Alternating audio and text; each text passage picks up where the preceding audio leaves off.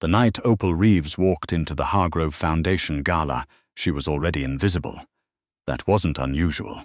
She had spent the better part of 28 years perfecting the art of it, standing in rooms where no one looked at her directly, speaking to people whose eyes slid past her shoulder before she finished her sentence, existing in the margins of every space she entered. She had learned to take up less room, to breathe quieter, to need less than she actually needed. What was unusual was that tonight her stepmother had told her she looked almost presentable. Almost. Opal had stood in front of the bathroom mirror in the apartment she shared with 3 other women and looked at the navy dress she'd bought second-hand at a consignment shop in Midtown. The one with the small snag near the left hip she'd stitched closed with a needle and dark thread at 2 in the morning, and she had told herself that almost was enough. Almost would have to be enough, because the alternative was going home to Dunmore, Pennsylvania, and admitting that her father's creditors were right and that she had failed to fix a problem she hadn't created in the first place. She took the subway. She walked the last 3 blocks because the Uber would have cost $19, and she had 22 left until Friday. The Hargrove Gala was held every year in the Grand Versailles Hotel on 5th Avenue. The ballroom had a ceiling that made you feel small, even if you weren't already accustomed to feeling small. Crystal chandeliers, white floral arrangements the size of small shrubs, and a string quartet playing something Opal almost recognized from a movie she'd seen years ago. The kind of room that cost more per table setting than she made in a month. She found the registration table and gave her name. The woman behind it looked at the guest list, looked at Opal, looked back at the list. "You're the +1 for Gerald Reeves? I'm his daughter," Opal said. The woman's expression didn't change. She handed Opal a name badge and turned away before Opal had finished clipping it on. Her father was already inside, standing near the bar with a glass of something amber in his hand and a smile on his face that Opal recognized as the performance smile, the one he wore when he needed something from someone. He was 53, and he still had the kind of face people trusted without reason. Distinguished, her stepmother called it. Opal called it expensive maintenance on a collapsing foundation. "You're late," he said when she reached him. "Subway ran slow. You could have taken a car." She didn't answer that. Her stepmother, Claudine, materialized from somewhere to Gerald's left. She was wearing a red dress that had definitely not come from a consignment shop. Her hair was done. Her earrings were real. She looked at Opal the way she always looked at Opal, like something that had been left on the doorstep and brought inside out of obligation rather than affection. "Navy," she said. "Interesting choice. Thank you," Opal said, because she had learned that saying thank you to things that weren't compliments confused people long enough for her to walk away. Her stepsister Britt was there too, which Opal had not been warned about. Britt was 24 and had recently gotten a job at a boutique PR firm through a friend of Claudine's, which meant she had both disposable income and the confidence of someone who had never had to count subway fares. She was wearing something green and backless, and she was laughing at something a man in a tux was saying, and when she saw Opal, she waved with her fingers without pausing her conversation, the way you wave at someone whose name you can never quite remember. Opal got herself a glass of water from a passing tray. She found a spot near the far end of the room, beside a tall arrangement of white peonies, where she could stand without being entirely visible and take stock of the situation. Her father needed her here because the Hargrove Foundation was one of 3 organizations currently under financial review that intersected with his consulting business. A consulting business that was, as of 8 months ago, quietly hemorrhaging money in ways that Gerald Reeves did not fully understand and could not explain. He had brought Opal because Opal understood numbers. She always had, since she was a child doing his taxes at the kitchen table because her mother had died and he didn't know where anything was, and the deadline was in 3 days. She had a mind for it, for the way figures moved, the patterns underneath the patterns, the places where money went to disappear. He needed her to look at something later tonight. A document, a contact. He had not asked her how she was doing. He hadn't asked in probably 6 weeks. She sipped her water and watched the room. That was when she saw Callum Raith for the first time. She didn't know who he was, not immediately. She just noticed him the way you notice something that doesn't fit. A crack in an otherwise seamless wall. He was standing near the entrance to the east corridor, which led to the hotel's private event rooms. And he was not at a table, and he was not holding a drink, and he was not talking to anyone. He was simply present in the way of someone who didn't need to perform his presence, like the room acknowledged him without being asked to. He was tall, which she registered first. Then, the suit, which was dark and fit the way expensive things fit, without calling attention to itself. Then, the way he was standing, not relaxed, exactly, calibrated.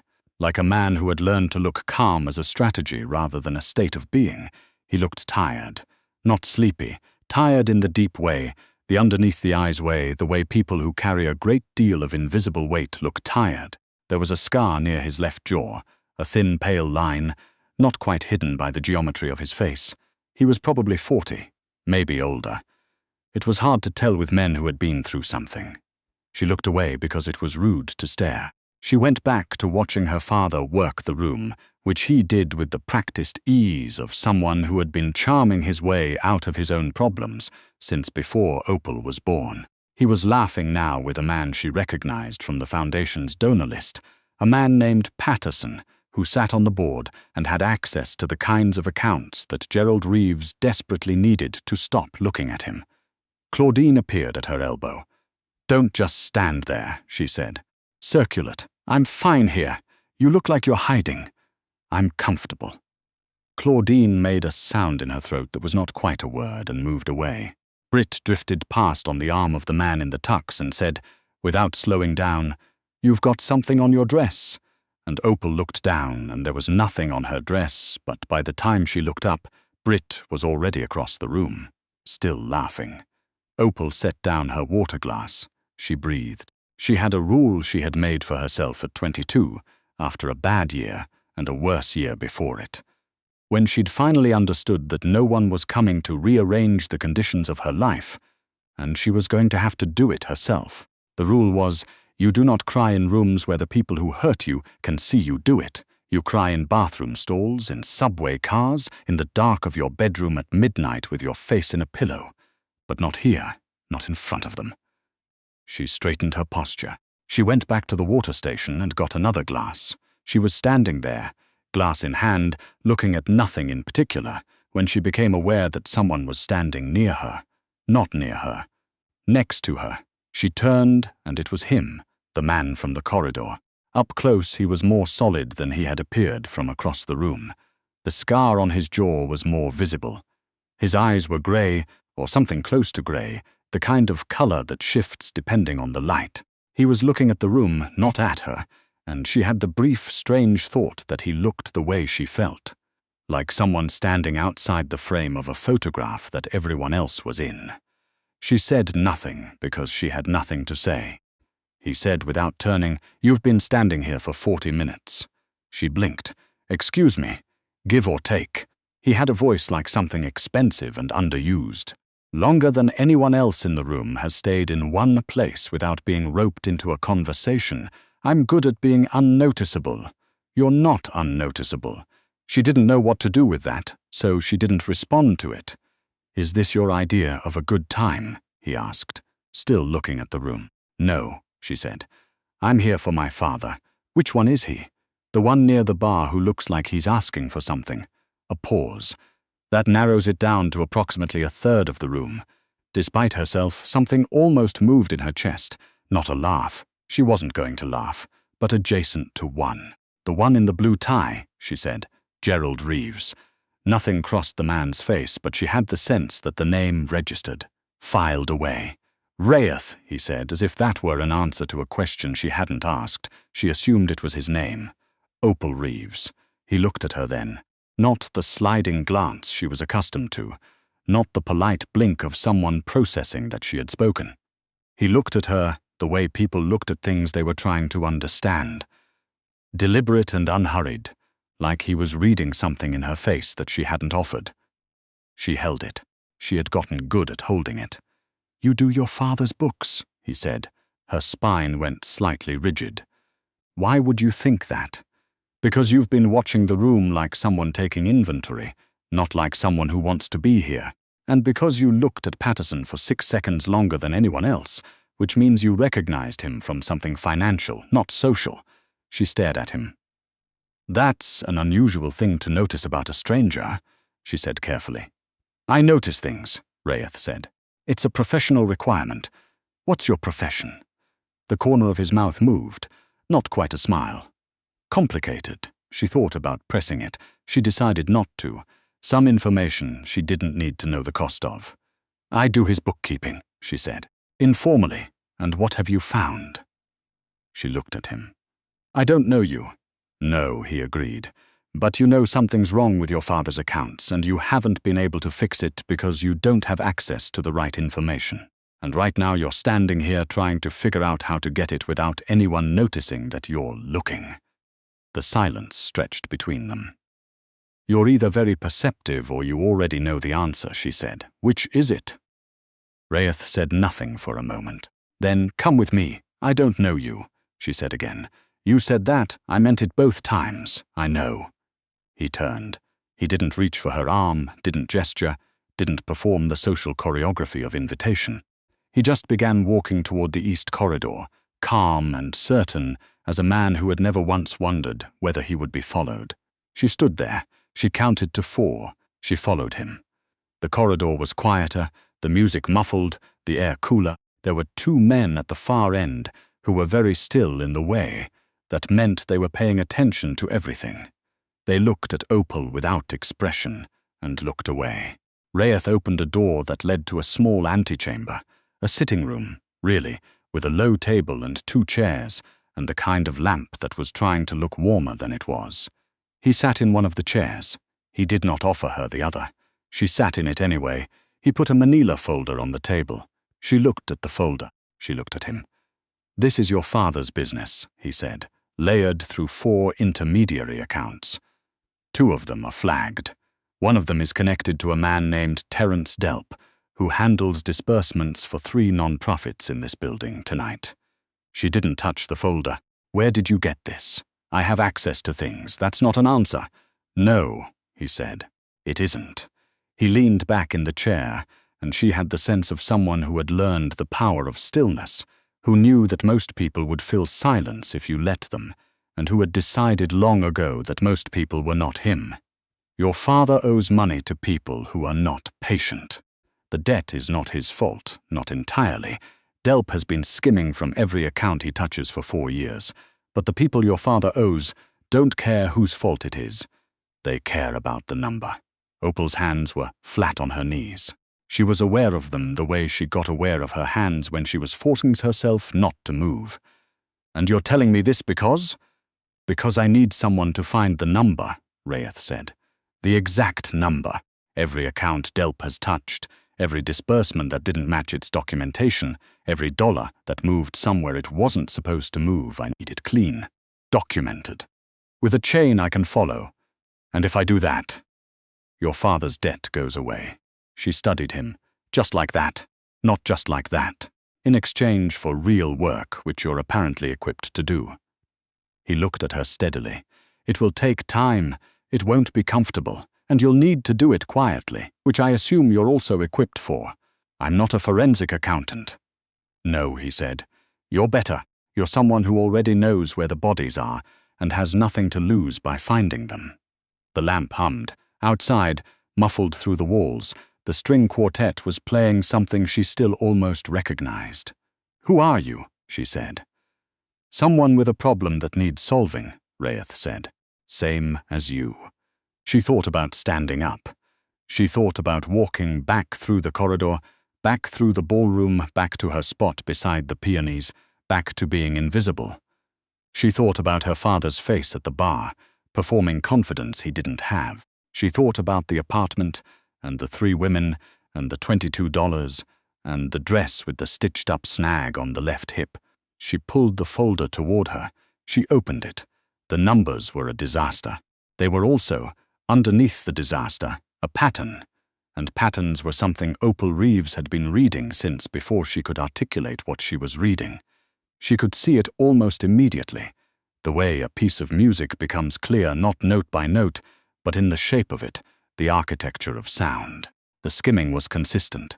The documentation was sloppy in the exact same way each time, which meant it was one person's sloppiness, not multiple actors. 4 years of it. Methodical, arrogant, invisible to anyone who wasn't looking at the whole picture. She had been looking at a smaller version of this pattern for 8 months in her father's accounts, and she had never been able to see where it went. She saw now. She looked up. Raeth was watching her. He had not moved. "Delp," she said. "He's been running it through the Foundation's Arts Grant sub-account. The documentation matches the primary, but the disbursement dates are off by 3 to 5 days each time, enough to float the skimmed amount through a holding account and then route it somewhere else before anyone reconciles." Raeth said nothing, but something in his expression changed, not softened exactly, but sharpened in a different direction. "Like recalibration. That's the third account," she said. "The one flagged." She tapped a line with her finger. "This disbursement here, this one's different. This one's bigger. This one's from 2 months ago, and it didn't follow the same pattern. It's a one-time movement. Why?" "That," Raeth said, "is what I need you to find." She sat back. She should have been frightened. Part of her was. But there was another part. The part that had grown up solving problems no one else wanted to look at. The part that had learned to find satisfaction in the clean logic of numbers precisely because nothing else in her life had ever been clean or logical. That part was already in it, already moving through the figures, already following the chain. "I need access to the Foundation's internal disbursement records," she said. "Not the public ones. The internal audit file, I can get it. I need 2 weeks. You have one." She looked at him. "You set that timeline before we had this conversation." "Yes. Why?" "Because I'd already decided you'd say yes." The steadiness of it should have bothered her. It almost did. "You don't know anything about me. I know you sat in that ballroom for 40 minutes holding an empty glass," he said, "and every time someone looked past you, you didn't flinch. You just recalibrated. You've been recalibrating your whole life." He paused. "I know what that looks like." She held very still. "The offer stands," he said. 1 week. Clean documentation. Your father's debt settled. And my debt?" she said. "When this is done, what do I owe you?" Raeth looked at her for a long moment. "Nothing," he said. "This time." She heard the weight of those 2 words. This time. The implication of a door opening. The suggestion that 1 week might become something with edges she couldn't see yet. She should have asked more questions. She probably should have asked a lawyer, though she didn't have one. She should have been more afraid. She closed the folder. "I'll need a secure laptop," she said. "Not my personal one. And I need the access credentials in writing, not verbal." Raeth reached into the inside pocket of his jacket and set a small envelope on the table. She had the distinct impression he had been carrying it all evening. She picked it up. She did not open it. "Tomorrow," she said. "Where?" He gave her an address. It was not a glamorous part of the city. It was, she suspected, precisely the kind of address that was meant to be underestimated. She stood. He stood. They were closer than she'd calculated, something about the size of the room, the angle of the chairs.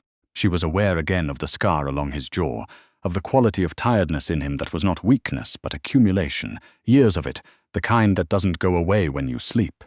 "Why me?" she said, quietly, not as an accusation, an actual question. Raeth looked at her. "'Cause everyone else in that room tonight was performing something," he said. "You were the only one who was just present." A pause. Something moved behind his eyes that she couldn't name. "I don't have a lot of use for performance." She thought about that on the subway home, wedged between a man reading a paperback and a woman with a very large tote bag, the envelope in her coat pocket, the figures from the folder still running their patterns through her head. She thought about the way Raeth had looked at the folder when she'd identified the disbursement. Not surprised, exactly, not confirming, more like noting, like he'd already known and had been waiting to see if she could find it without being told. She thought about her father's face, about Claudine's almost, about Brit's wave with the tips of her fingers. She thought about the fact that she had $22 until Friday and a snag in her dress, and a folder full of someone else's crime, and an envelope from a man she didn't know who had noticed her in a room full of people who hadn't. She didn't know what to do with any of it. She got home at 11:40. Her roommate Gala was asleep. She sat at the kitchen table with the envelope in front of her and did not open it for a full 10 minutes. Then she did. Inside were credentials for a secure document server, a handwritten address, and a single line: "The numbers belong to the work. The work belongs to you. Show up or don't." She read it 3 times. She thought about not showing up. She showed up. The address was a building in the West 20s, the kind of building that looked like storage from the outside, but was something else entirely behind the service entrance. There was a man at the door who did not ask her name. He looked at her face and stepped aside. The room she was taken to was nothing like the antechamber at the Versailles. It was practical. A long table, multiple monitors, stacked physical files, and the smell of printer paper, and something like coffee that had been sitting too long. There was a window, but the blinds were drawn. Raeth was already there. He was in a different suit, also dark. He looked like he'd slept marginally, though she doubted it had been in a bed. "Credence work?" he said. "I haven't tried them yet. Try them." She sat down. She opened the laptop. She entered the credentials. The server opened, and there it was. The full internal audit file for the Hargrove Foundation. 3 years of disbursements, 12 grant sub-accounts, and buried in the middle of it, the thing she had glimpsed the night before. The 2-month-old anomalous transaction, larger than anything in the pattern, pointing somewhere specific. She started working. She was aware of Raeth moving behind her occasionally, speaking in low tones to someone near the door, leaving the room and returning. He did not hover.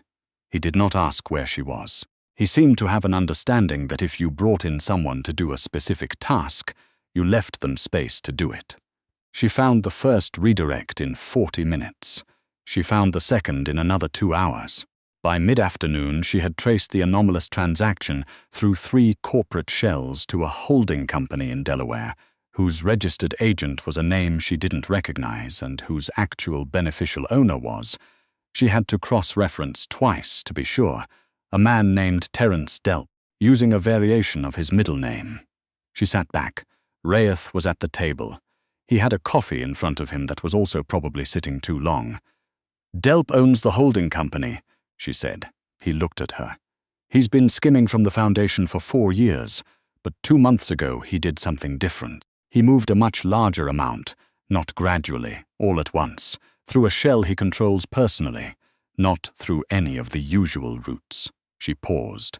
"He's setting up." Raeth's expression was very still. "The money he moved, it's sitting in that Delaware account," she said. "It hasn't moved since. He's waiting for something. What's the amount?" Raeth said. She told him. He was quiet for a moment. "Can you document the chain?" he said. "Everything. Every account, every date, every dollar. Give me until tomorrow morning." He nodded once. She went back to the screen. At some point someone brought her food she didn't ask for, a sandwich, a bottle of water, and she ate it without looking up. The light through the blinds changed. The room got quieter. At some point she became aware that most of the other people had left, and it was only her and Raeth and the 2 men who were always somewhere near the door. She finished the documentation at 11:17 that night. She printed it. She put it in order. She put it on the table in front of Raeth. He read it. He read all of it, not skimming, and she watched his face while he did, because she had learned that you understood more about a situation from watching someone read documents than from anything they said afterward. His face was careful, but somewhere in the second half something settled in it, the same quality she had seen briefly the night before, not softness. Resolution. Like a column of figures that had finally balanced. He set it down. "This is good work," he said. She waited for the but. There wasn't one. "The debt," she said, "will be handled by Friday." She had expected to feel more at the confirmation. Instead, she just felt the particular exhaustion of a person who has been running on adrenaline and problem-solving and very little sleep, and has only just sat down long enough for the body to notice. My father doesn't know you exist, she said. Does he? He knows someone in my position knows about his situation. He doesn't know the particulars. Is he safe? Raeth looked at her carefully. He will be. She thought about pressing. She thought about asking what that meant, precisely, what the cost of it was, what the shape of this thing she'd stepped into actually looked like in daylight. She would ask those questions. Not tonight. Same address, she said. If I need to reach you. He slid a card across the table. No name, just a number. She picked it up. She stood and put on her coat. She picked up her bag. She looked at the table with the files and the laptop and the documentation that had taken her 17 hours and a substantial part of her nervous system to produce, and she thought about the Versailles ballroom and the peonies and the finger wave from Britain Claudine's, almost, and the way Raeth had said the only one who was just present, like presence, was something that had value. She looked at him. He was looking at her with the same quality of attention as the night before, not assessing, exactly. Something more patient than that, like a man who had learned to wait for things to become clear rather than forcing them. You knew, she said, before last night. You already knew about Delp. I had pieces, he said. You needed the chain documented by someone who couldn't be traced back to you. Yes, and my father's connection was… What? Convenient. Your father's connection was the reason I was at that event, he said. But it wasn't the reason I came to find you. She looked at him. I told you, he said. I notice things. She thought about that for a moment. She thought about the subway home and the envelope, and show up or don't. She had shown up. If there's a next time, she said carefully, I need to know more about who I'm working for. Raeth said, That's fair. Is that a yes?